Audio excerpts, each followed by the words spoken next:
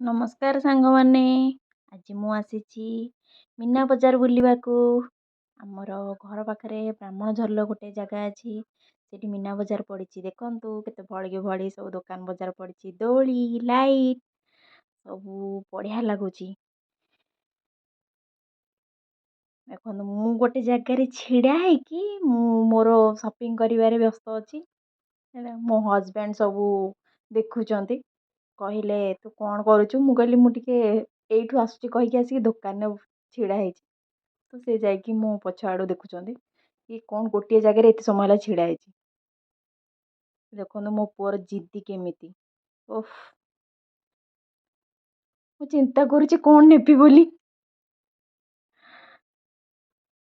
ଏଇ ଯାଏ ବି ଦେଖନ୍ତୁ ଆମେ ଯାଉଛୁ ଚାଲି ଚାଲି ଚାଲି ଚାଲି ଯାଉଛୁ। ମୁଁ ପୁଅକୁ କହୁଛି, ସେ କହୁଛି ଦୋଳି ଖେଳିବା ପାଇଁ, ମୁଁ ତାକୁ ମନା କରୁଛି।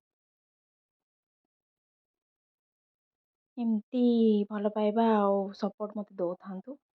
ମୋ ଚ୍ୟାନେଲକୁ ଲାଇକ୍ ଆଉ ସବସ୍କ୍ରାଇବ୍ ନିଶ୍ଚୟ କରିବେ। ଆଉ ଦେଖନ୍ତୁ ଆମେ ଏଠି ଖାଉଛୁ ପଟାଟୋ ଟୁଇଷ୍ଟର। ହଜବେଣ୍ଡଙ୍କର ଆଖି ଧରିଛି ତ ସେଥିପାଇଁ ସେ ଚଷମା ପିନ୍ଧୁଛନ୍ତି। ଓଃ, ଟୁଇଷ୍ଟରଟା ବହୁତ ଟେଷ୍ଟି ଥିଲା। ଆଉ ଦେଖନ୍ତୁ ଏତେ ସୁନ୍ଦର ସବୁ ଦୋକାନ ବଜାର ପଡ଼ିଛି।